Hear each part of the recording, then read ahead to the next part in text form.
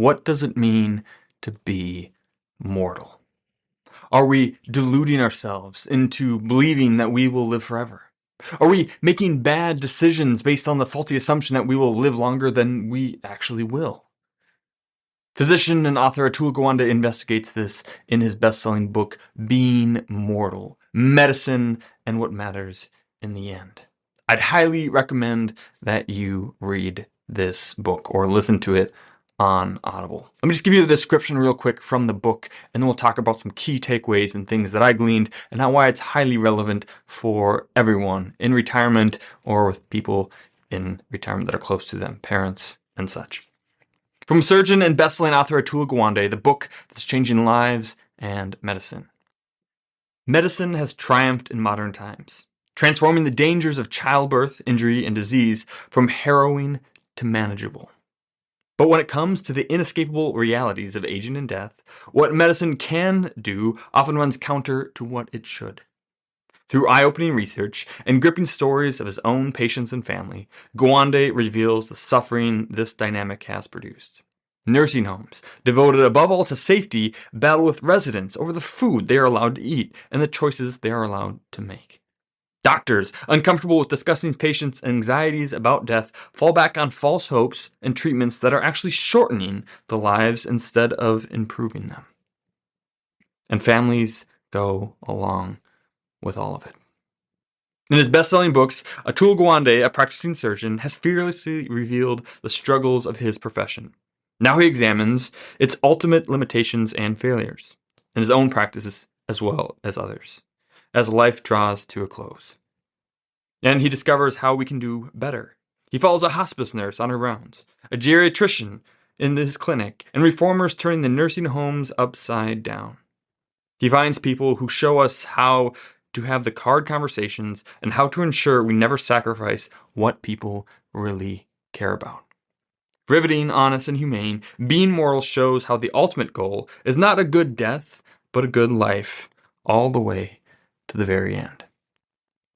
If you haven't read this, and you have parents that are aging or you're aging, I would highly recommend it. There's a number of key takeaways that I think, and it's really good all the way along, but here's just a few of them that I brought out. One, we've turned life problems into medical problems, right? Humans go through many problems as we age, and as a society, we have turned to medicine to solve many of these problems. We've looked at the medical community and we've said, hey, fix this. But while many of our problems have medical symptoms, they aren't necessarily medical problems. And better relationships, habits, social networks, and purpose can often solve a lot of the ailments that we look to medicine to solve for us. And sure, there are certainly medical problems that grow more acute as we age, but expecting doctors to fix our mental and relational problems is like expecting teachers to solve the poor grades at school for people who have a bad home life. We've put too much responsibility on the professionals to deal with our personal and family problems. Second, the medical end-of-life pipeline, they call it. That there's this end-of-life pipeline that we expect older people to go through. It starts in a home and it ends in a home with a few facilities along the way, right? You start in your home, and then you go into an independent living facility, and then an assisted living facility, followed by a nursing home, and then finally a funeral home. And we just kind of expect that people will go through this, but not everyone needs this. Not everyone needs to go be shoved into a home or a facility of some kind. And a lot of times we are forced into these ourselves, or we're forcing family members into this because we have a lack of awareness about alternatives. We don't have the proper planning, or we just don't want to have tough conversations. And so we or our loved ones endure hardships because we are not thinking ahead. We're not making the right plans when it comes to end of life. And three, one thing I thought was really interesting was that the role of doctors that has shifted over time. And he talks about three styles of doctors' advice, right? The first kind that was kind of prevalent way back in the day was what they call the paternal style of doctoring. That's where a doctor just tells you what to do because they're the doctor and they know best, right? So they diagnose you and they say, hey, just go do this. And they just kind of tell you what to do. And people eventually started not liking that, especially as more and more information came out. And so then the style often shifted to the more informative style of doctoring. And this is where instead of the doctor just telling you what to do because they're the doctor, then instead they inform you of all the different decisions, all the different options that you have. Here's the problem, and here's all the different choices that you have to fix it. And they just give you tons and tons of information, and then you need to decide as the patient. And people did like this because it gives you more of the power back in your own health decisions. So that's a really good thing.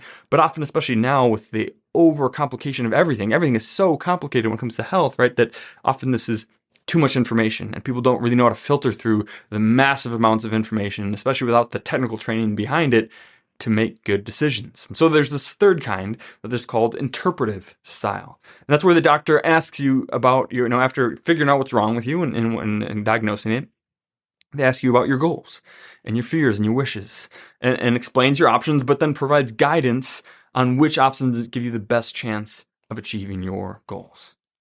Right. And most doctors a tool says that most of them seem to go for the informative style, that they like to be the expert. They want to be able to demonstrate all this stuff, but then they don't have to have all the weight of the decision themselves. They just present you, here's the red pill, here's the blue pill, you decide which one you want. And it puts all the weight and the responsibility on the patients, and they still get to be the expert, the official doctor, to bring all these things. But a tool advocates for number 3, the interpretive style, where it is more of a back and forth, more fact finding, more figuring out, hey, what's really important to people, and how can we give you guidance and advice to get there. And so do I, right? It kind of reminds me a lot of our profession, where in the same way, like you have some financial professionals that just tell you what to do, others that just give you a ton of options, and then you need to figure it out. That's also what Google does, right? And then others that really dig into your hopes and goals and all these things, and then not only gives you the options, but then gives you advice on exactly what's the best and what gives you the best chance of reaching your goals. But beyond these takeaways, there's also some themes that he explores, and we'll call it living well and dying well, right? And Abraham Lincoln once said, many years ago, in the end, it's not the years of your life that matters, it's the life in your years.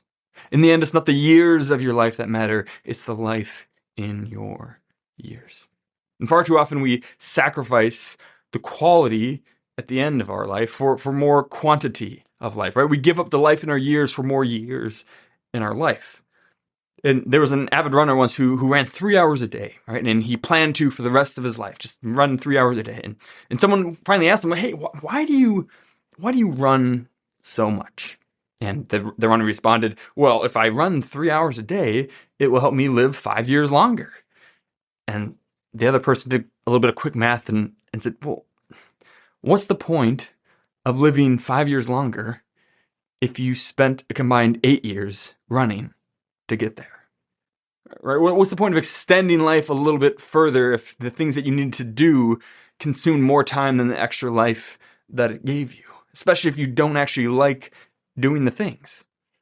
Indeed, right? So most money is spent on healthcare, spent in the final few years of life, right? Often trying to prolong it a little bit further.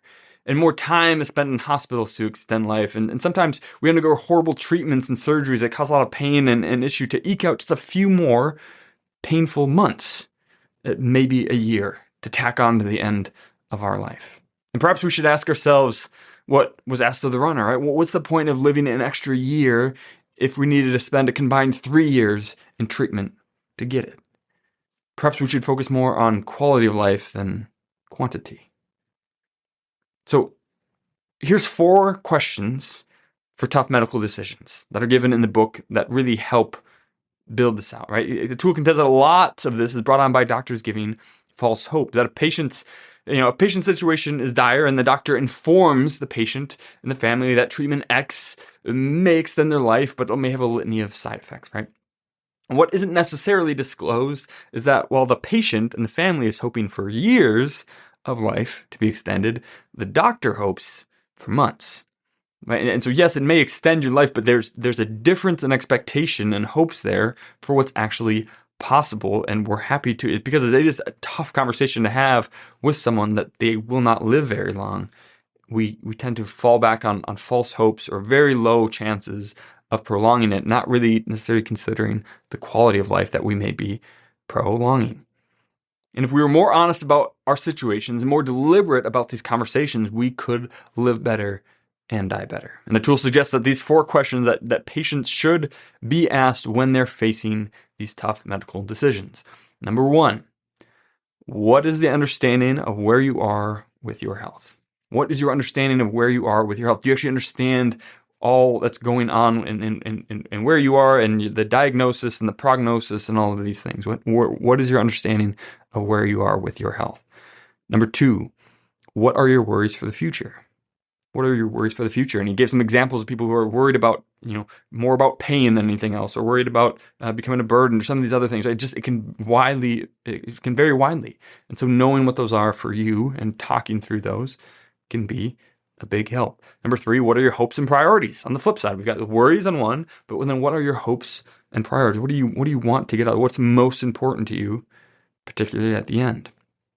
And then number 4, what are you willing to sacrifice, and what are you not willing to sacrifice? What are you willing to sacrifice, and what are you not willing to sacrifice? And for some people, again, like maybe you are willing to sacrifice mobility to gain a few more months of life. Maybe you're willing to sacrifice being able to eat to do this, but maybe you're not. Maybe, again, just having these conversations can figure out what is actually most important to you and or to your loved one, and help you make better decisions from that point. By thinking through these questions and discussing them with your doctor, you may get interpretive style guidance instead of just information.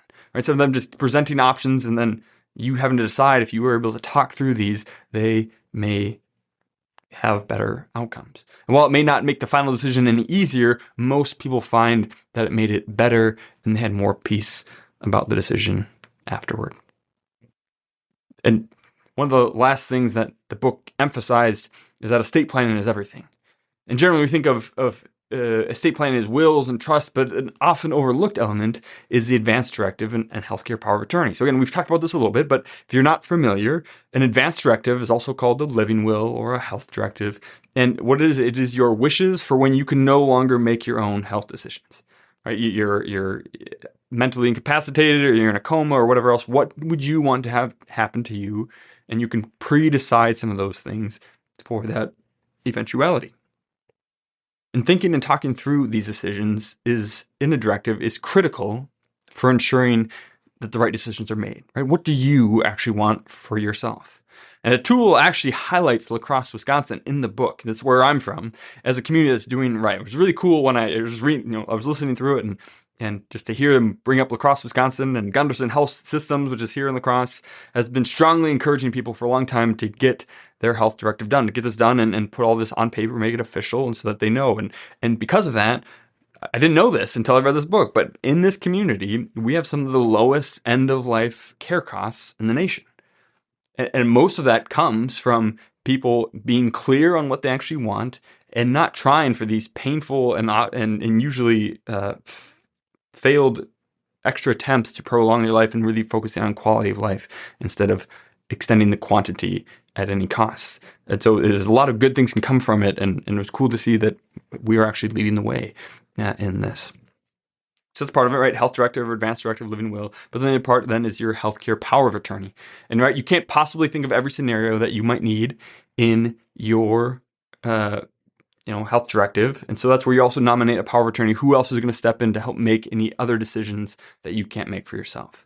So having these hard conversations with them, while it may be complicated or uncomfortable, sharing your wishes with your POA significantly improves the situations later. Right? So you can use those 4 questions with your doctor. You can also use them with your POA and with your family members, just to have those discussions, have those tough conversations, make those decisions up front to make it better for everyone down the road. And you may be thinking through all this, I thought this was a finance podcast. Like, why are we talking so much about health when we're supposed to be talking about investing or taxes or whatever else? And I guess first, it's a retirement podcast, right? And health is a big part of retirement.